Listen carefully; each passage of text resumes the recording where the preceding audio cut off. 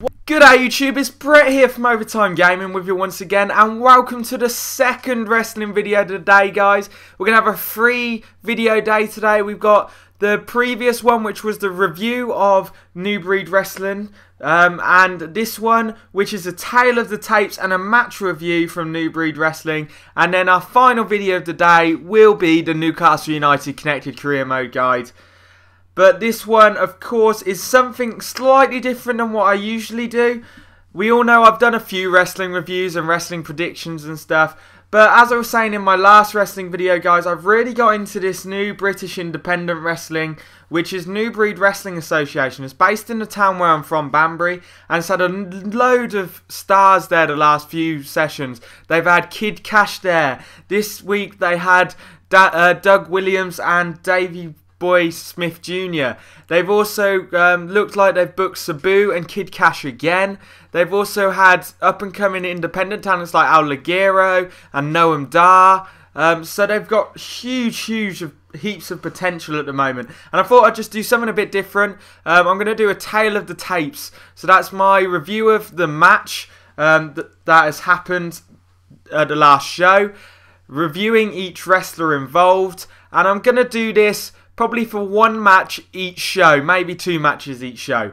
And the match I've chose today is the star of the show, the man that was booked to be the face of this week's show, this month's show, and even the name of the show. The name of the show was New Breed Wrestling Association, Home is Where the Heart Is, and that is because of David Hart Smith, Harry Smith, Davey Boy Smith Jr., however you know him, of course, the son of the legendary British Bulldog, the nephew of Bret and Owen Hart, the grandchild, or I believe of, it could be even more, of Stu Hart. Of course, he was trained in the legendary Hart Dungeon, alongside Tyson Kidd as well.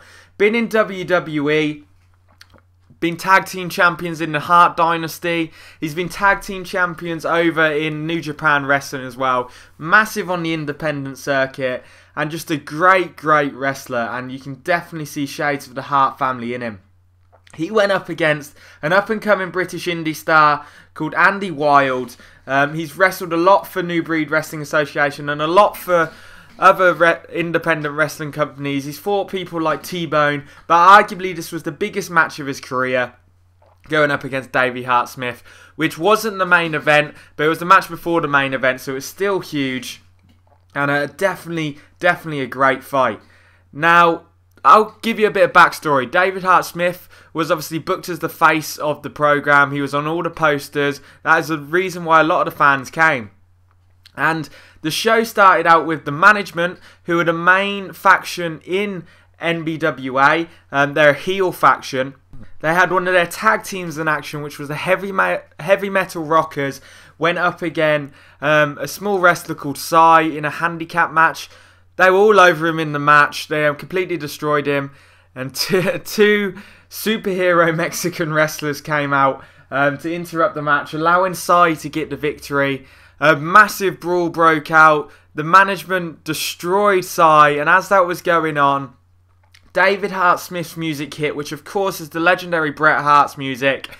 And David Hart Smith came rushing to the ring, cleared the ring, and then called out Andy Wilde, who is part of the management, to a match, which the general manager, who is the leader of the management, granted for the end of the night. And everything led from there. There was a few matches that led on from that. But everyone was stoked to know that David Hart Smith would be in action. Now it came to the match. Andy Wilde came out first. He was obviously playing the heel. And he came out. Crowd hated him. He got loads of boos. And he was playing the heel tactics, making himself look big, taunting the crowd, everything like that. Then David Hart Smith's music hit and the crowd went nuts. Everyone was cheering, everyone was on their feet. Some of the wrestlers were on the balcony above and they were going mad as well. It was just great scenes. He comes out giving everyone a high five, being the proper face. Everyone loved it. He got in the ring, and as soon as he entered the ring, Andy Wilde started cowering away, playing more heel tactics, acting like a scaredy cat, like a wimp, just trying to play to the crowd basically. Worked really well and definitely put over David Hart Smith. the match got underway and it was a lot of back and forth. It was a good match, to be fair. Both men made each other look really good. David Hart Smith didn't look ridiculously superior, but you could see his technical ability was outstanding.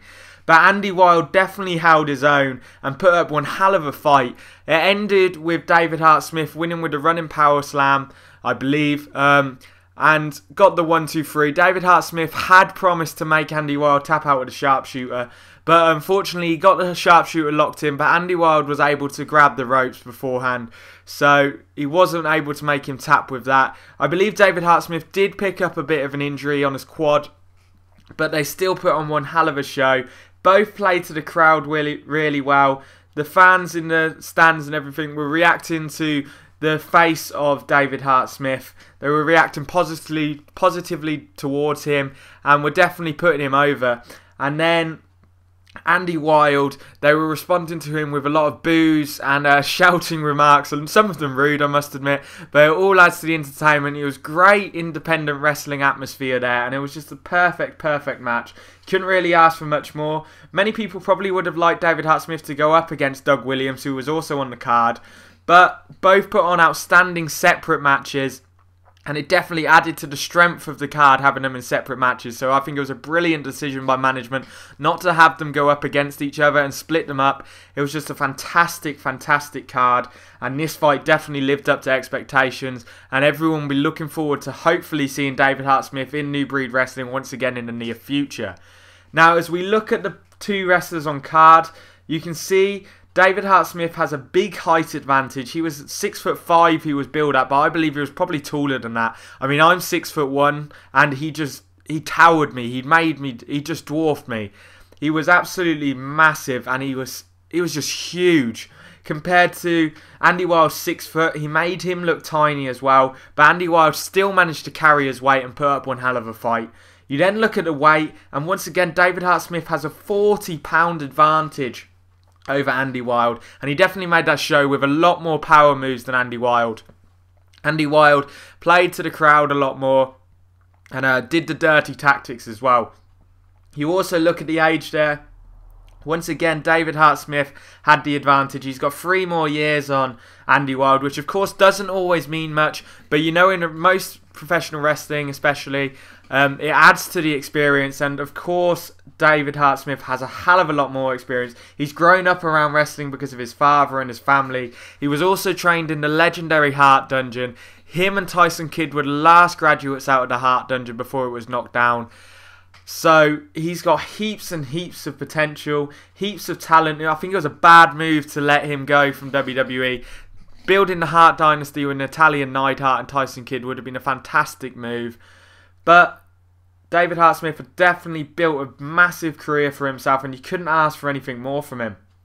Compared to Andy Wilde's 24 years of age, a bit less experience, to be fair. I mean, David Hart Smith has made his professional debut in 2000, I believe. So he's got around 13, 14 years of experience compared to Andy Wilde. But Andy Wilde has only been wrestling on the British independent circuit, but he has performed all over Britain. So a lot of the fans still knew him.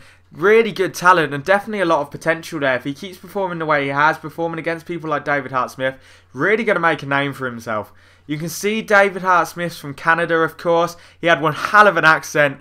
I was speaking to him a lot in the meet and greet and stuff, and his accent's just fantastic. It's exactly what you expect from the man. I mean, he's billed as a British wrestler, of course, because of the British Bulldog, but he has grown up in Canada because that is where the Hart family lives now, and of course his mother is a Hart, Bret Hart's sister, so he has grown up in Canada, so he's got a huge Canadian accent. Whereas Andy Wilde is from Scotland, so has a Scottish accent, which added to a bit of him being a heel as well, because of course it was in England, and all the Scottish wrestlers that came out were pretty much billed as heels. And their accents and stuff were making everyone laugh. There was one Scottish guy in the audience, every time they put on a really, really big Scottish accent, because they were all from like Glasgow and stuff, was just cowering in the corner because he didn't want any abuse either. But it all added to the entertainment. It was fantastic. You can see their finishers at the bottom there as well. David Hart Smith, the running power slam, which of course is adopted from his father, the British Bulldog. And then the sharpshooter, which of course is adopted from the whole Hart family, as mainly Bret Hart. So definitely using his family's name to his advantage there. And then Andy Wilde's the Wild Cutter, which is basically the diamond cutter, which of course DDP did use in WCW, sorry, what am I on about? And the Tiger Bomb as well, which is an extremely powerful move, but unfortunately wasn't able to use it. It was a fantastic fight, and I definitely recommend it if it does get up on YouTube, checking it out. And if you have the chance of coming down to watch New Breed Wrestling, definitely don't turn down the opportunity. It's a fantastic, fantastic event, and definitely look for big things coming from the company in the future. Hope you all enjoyed the video, guys. Remember to leave a like, comment, and subscribe. All the information for New Breed Wrestling will be in the description. Remember to leave a like, comment, and subscribe for me, and peace out, YouTube. We're heading into overtime.